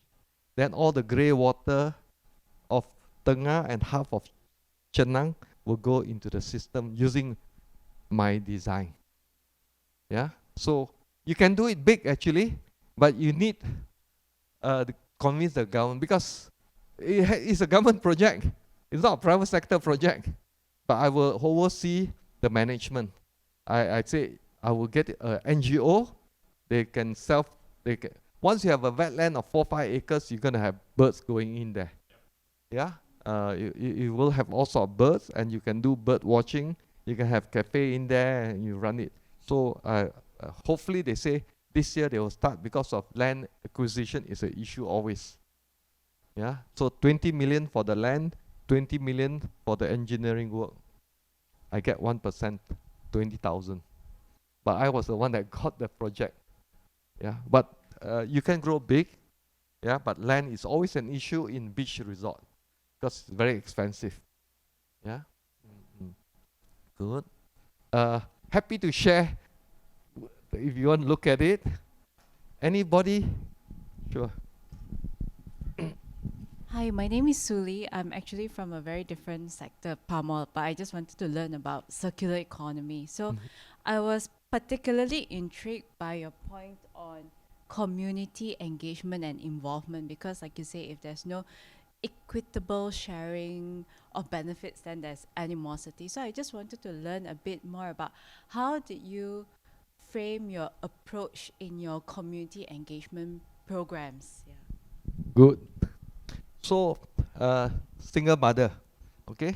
Now, it happened that this lady is single. She's got 3 kids. So, my environment officer somehow found her that she need help. So we started, her children don't get proper schooling because single mother. You know, alimony in a Malay family is very difficult to get money from the husband. Yeah, especially they marry another one, they'll focus on new family, the old family. So we saw the need there. We saw the need that there are many other families with children not really having good education. So she was the teacher. Yeah. So we go there, and then after we start the project, so Datai will come in help, some other people will come in help. Now we just finished the garden, and then because they are planting food, we got cows going to eat, so we get the fence around her property. So you know, you identify the need of the community, then you do it. Like now we have one of the former Rotary member, no more, but he identified a lot of the refugee children. We have a lot of Rohingyas on Langkawi, yeah, and not just Rohingya. I don't know how the Syrian refugees are there also. So they say they don't have education. So we rented a place, we teach them, because if they are not literate, they cannot move out. No country will accept them if they are illiterate. So this one is about, again, 30 students. We give monthly to pay the teacher, to pay the rental of the place, aircon and this and that. So this is, you identify the needs of the community, then you address it. It's not easy, but this word can be around your workers. You feel someone who has got so and so. Like at one time, one of our worker, we didn't realize he lived in a house, leaking roof, and in the house is sand. Imagine how poor. Sand. My God. I thought orang asli only live in sand house. But so we tile it up, give new roof. You know, you can start with your own stuff. Yeah, if you are in a palm oil, then they appreciate it. So this is how you identify. Good question. Anyone else?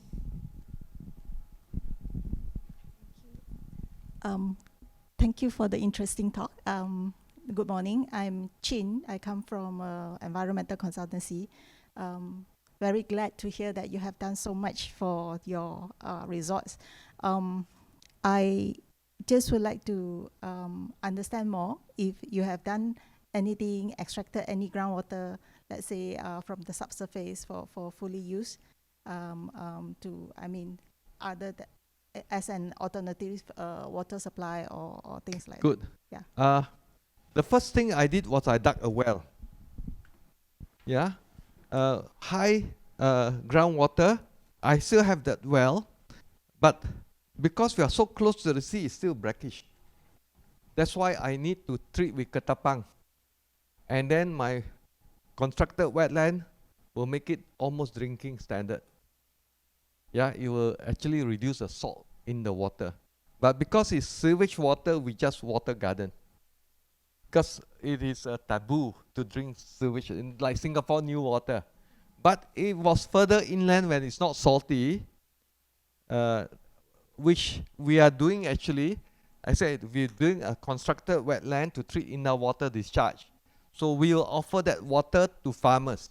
But for the farmer to use for second crop, Langkawi only one crop because of dry season. We do not know whether the farmer will want to do it. Yeah? So water is the most essential to life. To me, water. That's why I spend a lot of time on water. Because easy, but you need water.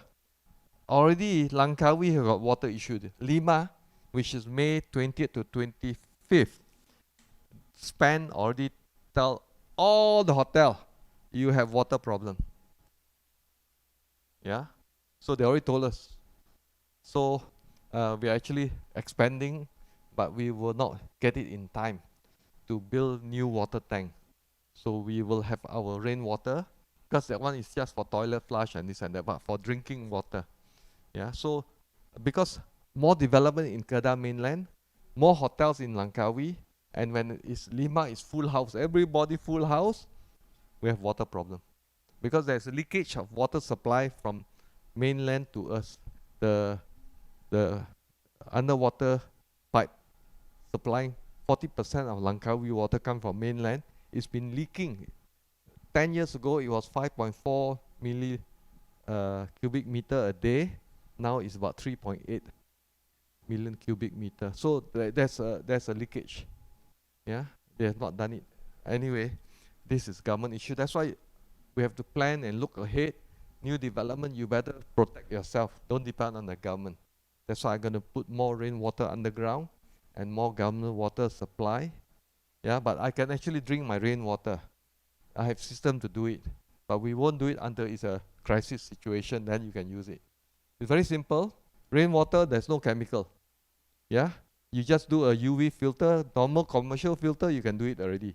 But you must always have UV at the end before it goes out. And you still have to put a little bit of chlorine. But you have to test it. Yeah? No. My wife said, why you want to worry? I say, we plan for the future. You don't plan now, you plan 10 years ahead. Because there couldn't be problem. Whoever don't have water cannot do business.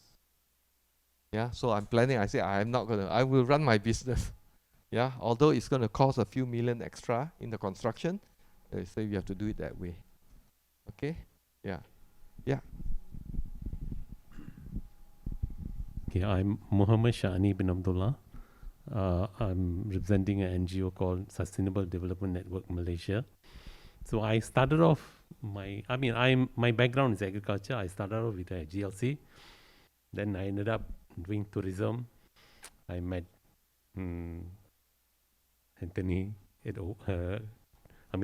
Tourism means we had to look for travel agents. So Overland, Asian Overland was one of my targets. Okay, so I was also in SPAN. Just ended my term in February. You just finished with SPAN? Yeah, 1st of February, finished. There is no commissioner yet now.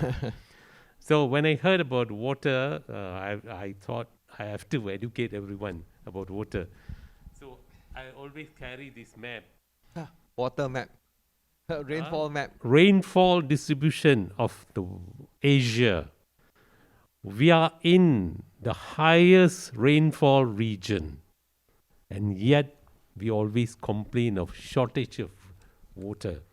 Whereas the countries which are actually lesser rainfall, they are exporting agriculture. And I always question why we are talking about underground water.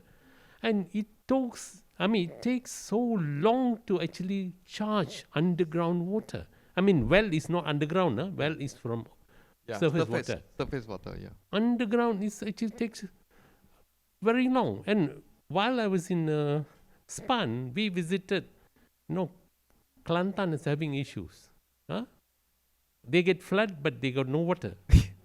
And some of the water treatment plants depending on underground water. And when we visited a site, one of their underground well was already dry. Meaning you cannot be going digging underground well to extract water. It's actually, we are not thinking about the future. That is actually the last choice.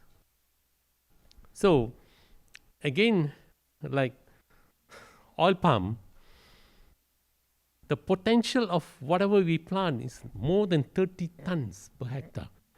But no company in Malaysia achieves that. The highest is 28 United Plantations. The rest is only around 20, 22, 23. National average is only 16 to 17. Meaning we are actually not managing the water. I mean, it's coming back to sustainability. It's actually basic is water. I mean, we are too much concentrating on the rest of the things, while with the easiest part, which is actually we are always asking God's help, which actually we should do it very easily. Again, whenever we talk about sustainability, it's all cost. No, even I mean, in the end, actually, what I want to highlight is actually to convince the top policymaker, the CEO, they must actually believe in it. No, as Anthony said, mindset. If we cannot actually change the mindset of the leadership, it's very, very difficult. No, suddenly Trump comes in, everything is undermined. So it's whoever actually in sustainability. When I started sustainability, this NGO was set up in 1993 after this Rio. So again, the challenge is government is not actually doing enough to create the environment critical mass to move. A lot of PPTs, they talk low carbon, but they themselves not practicing. So the community is not getting the right messaging and to promote this sustainability. Okay. Thank you. Yeah. Now, I would say you have to start with the private sector. Brian has left, yeah? He has the wetland, yeah. Because private sector will have to drive it and show best practice. That's the only way, yeah? They see that it's profitable, doable. This is what I want to do. Profitable, doable, then people will copy. Yeah, but it has to be the owners making that decision, because a lot of it's capital investment, long-term return. Yeah, you think? Okay, hi Anthony. I'm Mandy from Excel Asia. So we are actually the GRC and ESG advisory consultant. So I agree with you that there's a lot of things that need to be started from private sector. And private sector, when we actually talk to them, one of the main thing is like they will questions the ROI of the investment. Yes. And you need to actually convince them, I mean, like how the sustainability initiative is able to contribute to a good ROIs that they're actually looking for. So if let's say based on your experience, so what will be your advice for the private sector to kickstart the main things that they should actually kickstart while building up this circular economy? Because I see there's a lot of opportunity for them also. Yeah. Good. The best is to start with no cost. There are a lot of things you can start with no cost by changing the practice. For example, you can harvest for tall building. You have always got your compressor. If it's single or central, the compressor will always take humidity from the room, and then water comes out. You can use it for urinal, your toilet flush. Do you think that the awareness is insufficient? Awareness is insufficient. Yeah. So start with very simple thing. Like I focus on hotel. All hotel got swimming pool. Swimming pool, that means your chlorine container. The chlorine container is my waste rubbish bin. I've got 4 to 5 rubbish bin everywhere for separation. And my rubbish bin from chlorine container to today is still working. 20 years. No cost. But very strong plastic because very corrosive chlorine. Yeah. You just have to use things that's not so expensive or no cost. Then they will follow because no cost. But they must allocate staff. If they don't allocate staff, cannot. Because those cars are focused on sustainability, measuring. Yeah, so my staff is always measuring how much food is produced. They make the compost, they dry the food. So they are not, so whatever organization you are at, if they're serious, you must allocate one staff first. If they don't allocate one staff, how can they push sustainability? That's why a lot of hotels, I tell them, hey, if you want certification for green, please allocate some resources. Then from one staff, you also must budget something. Yeah, recycle bin. Yeah, like if you want to do solar panel, you're talking in the past, my first solar panel was 216, 10 years return of investment. Now we are talking about 5 years, and they are half the price. So if they are serious, they still have to put in some resources. Cannot be zero and get a green certification. Cannot. Yeah, they are not serious. So don't even bother to talk to them. Yeah. So if you got a client who is interested, you ask them, "What's your budget, sir?" You got zero budget, don't talk to. You don't waste your time. Yeah. If they are serious, they will look at it. Yeah.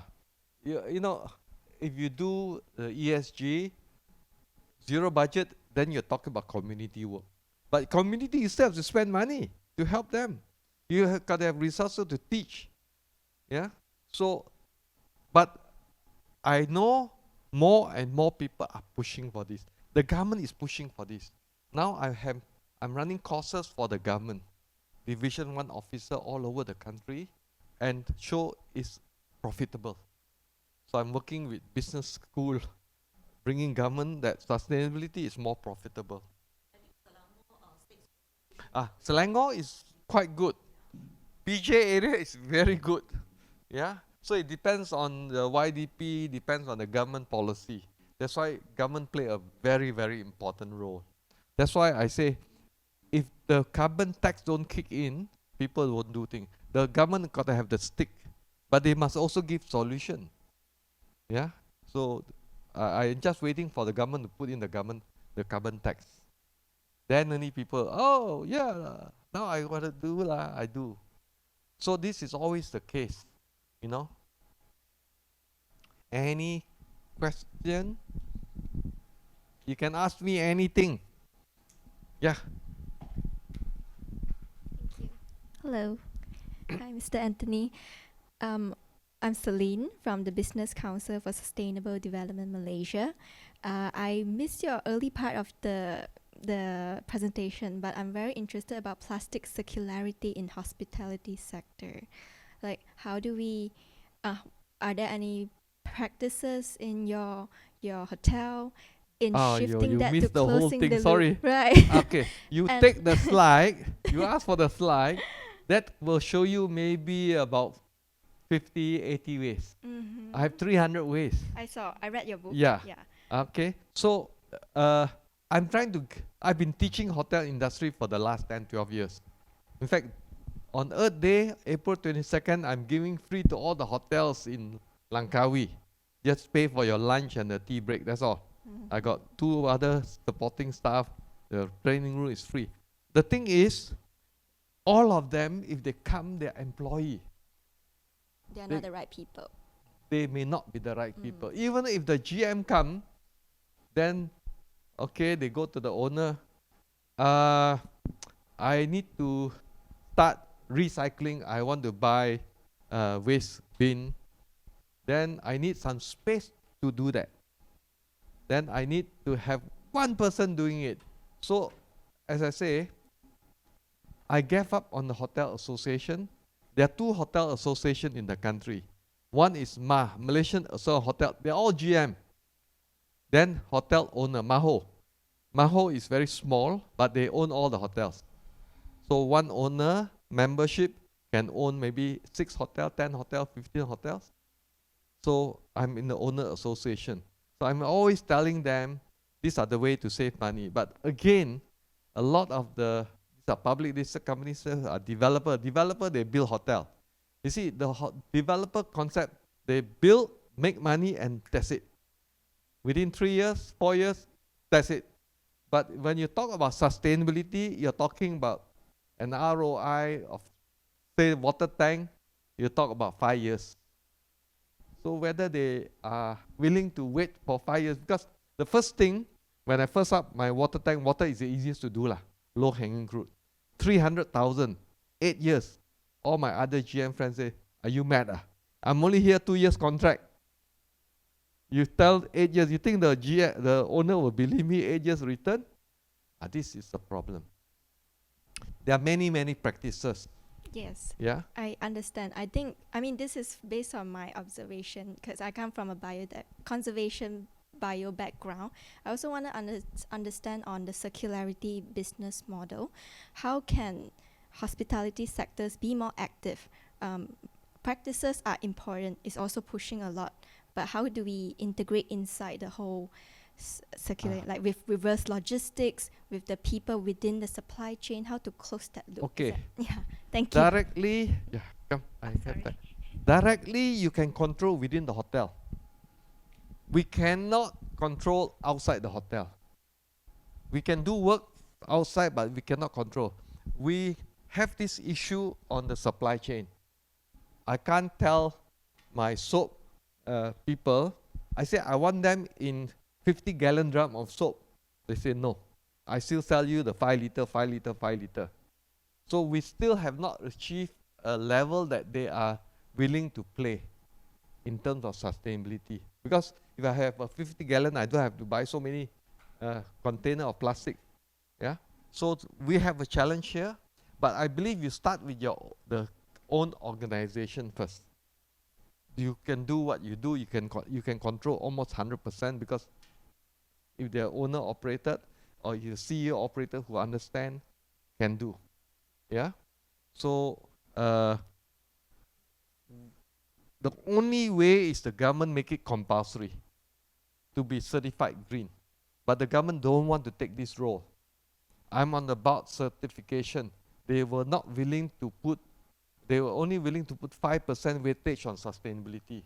I say, if you want to be serious, you put 20%. Then people will want to get their star rating, will do it. So this is a problem. In fact, HRDF, I went for their meeting. They're talking at the beginning of the year on claiming HRDF. So I say, have you got a program on sustainability, how to reduce carbon? Oh, when we come to that, when they want to make it compulsory, we'll do that lah. You see, if HRDF themselves, CEO, the team, don't understand how to move forward in the country, government themselves don't understand. Here, this committee here on climate change governance is not completely government, I believe. Yeah, I think the government does fund it. So it's very challenging to do mindset change. Yeah. So I'm not sure. You attended the ASEAN. You attended the ASEAN summit on environment. What is the topic on climate change? How are they discussing how to push it forward? And the whole thing, I was just actually like spend like one full day on the Pitch for Planet session. That was like actually a lot of early stage companies with impactful solutions looking for funding. There was quite a lot. It was a pretty varied solutions. Some for agriculture based, some were services, some are technology, information. There's quite a lot of things happening, and I actually miss, like I got a friend who attended like the bigger stuff. I still haven't gotten the shared information. Okay. You see, I believe government has to take the lead. Private sector can only do so much. Government sector must do it. You see, when the Architect Engineering Association formed the body GBI, it's called GBI, Architect Engineer, in 2009, I was so happy. Somebody understand. The first thing I invited the 2 presidents, Architect Wong Kok Leong, MIA, one of the biggest architect company, and then Engineer Chen. Yeah, and they're still working at it. Yeah, Green Building Council. So, you know, we can only do so much, the professional body, the rest government has to push that envelope. So I must say, if they don't come out with a carbon tax, nobody want to move. Yeah, and that carbon tax is going to hurt a lot of people. Your profit margin will definitely go down. Yeah, so for me, I do it because of my passion. I do it because I know it's more profitable.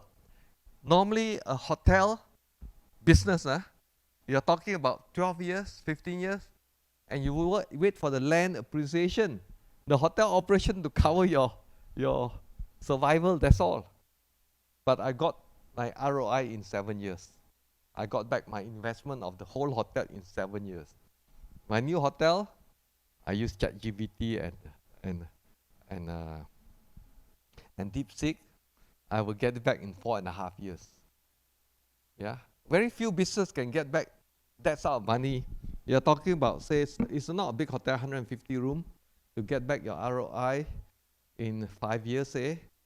Yeah, after that you get, it's quite, you see, if you put your money in the bank, your return maybe 3%, 4%, 5%. So I'm looking at 15%, 20%. Very few businesses can give you that sort of return. But Langkawi has got the highest rate in Malaysia. Yeah. So again, you have to look at the business. But again, I want to show people sustainability can be a good business if you get it right from the beginning. I inherited an old hotel. I should tweak. So every time I redo, I tweak it.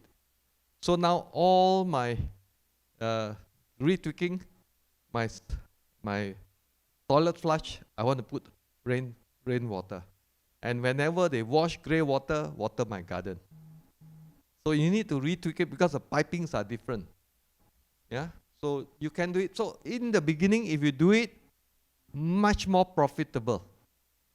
Yeah, so I'm happy to give a talk in your business council if you're talking about area of hospitality, how to get a fast. So in my talk just now, hotel, say electricity is 8 to 9% of revenue a month. My one, 3%. You know how much saving that is? 20 to 30,000 a month. Say at least 20,000 a month. Yeah. Okay. So you can save money. Okay, maybe one last question because it's over time. One last question. One burning question. Anybody? One burning question? No, right at the end? You want to ask any question? Nobody? How about? Okay. Okay. Yeah. Last question. Hi, my name is Gayatri. Yeah, I saw you mentioned about the importance of mindset change, right? So what's in your view, how can that be done? I mean, other than just trying to explain the technicalities and how the science of making this, to develop these solutions, is there, do you have any other opinion, like since you have been in this field for so long, how else can we change people's mindset? Thank you. Excellent question. To be very blunt, I bury all the old people. Don't want to change mindset, go to die. I teach young people. Very easy to teach young people. Old people, very difficult. We look at Raja Muda of Pahang. He has allocated 150 or 80,000 hectares. He's expanding Taman Negara 30% more. And he makes it side by side with the current Taman Negara, which is Trisek, Kelantan, Perak, and Pahang. But he has got a lot of challenges from his uncle and auntie. So he's only 27. Yeah? He says, my uncle, auntie eventually will pass away. I don't bother. I can deal with my cousin. So it's the young people. So I teach. Every year I teach American International School. They are 10, 11 years old, but I also teach others. They say, why are you teaching these young people? They are their future. That's why I have a lot of schools. Even at university, sometimes it's too late. I teach a lot at university. So they say, my God, they will talk to you about SDG. Last year, they asked me, water SDG. One boy, imagine 9, 10 years old, they're up to 11. You know what he asked? Sir, what is the ROI? I said, my God, you be a businessman. He's asking me, what is my return? I said, fantastic. But they are learning the SDG at that young age, international school. My son only learned about SDG in university. Yeah. So this is, I believe, very hard, honestly, very hard to change mindset. My biggest challenge. I've been teaching hotels and all. I've been a young professor at Taylor's for 35 years. They still don't pick it up. So this year at the meeting of all the young professors, and I said, look, you are one of the top Asian university in hospitality. Just send your one PhD who's doing a hypothesis or masterclass. I have all the data. Why don't you create a diploma in sustainable hospitality? I will help you run the course. No one want to pick up. Same thing I've been teaching at UKM in their multidiscipline. Difficult. He says, who's going to be the head? Is it the academic professor of biology or the chemistry or the agriculture? Who will be the head? Because it's multidiscipline. That's the problem. So they say you have to keep teaching what you're doing. Very hard to find a school. That's why when I first started, my two goals, greenest hotel in the world, green hotel school. So now people are coming for courses. Yeah? Because it involves architecture, involves engineering, involves biology, chemistry, natural science, and practical observation. How? That is a challenge. Yeah, so I keep doing what I'm doing. But I'm actually trying to groom this environment officer to take over. So I've got a doctorate in nature, in agriculture, but they do postdoctorate. That means they don't farm actually. They just evaluate the result. Also no good. So I say you sit down and go and dirty your hands as a farmer. Yeah. I say eventually give you 2 years, you'll be required everywhere. Practical solution. You want to be a lecturer later on also can. You want to be consultant for public listed company also can. Hands on. I tell all my officer, 2 years minimum, if not 3. Depends on your passion. So I'm trying to train people all the time. So I always take in student attachment 4 to 6 months is up to them. Yeah. Okay. Thank you.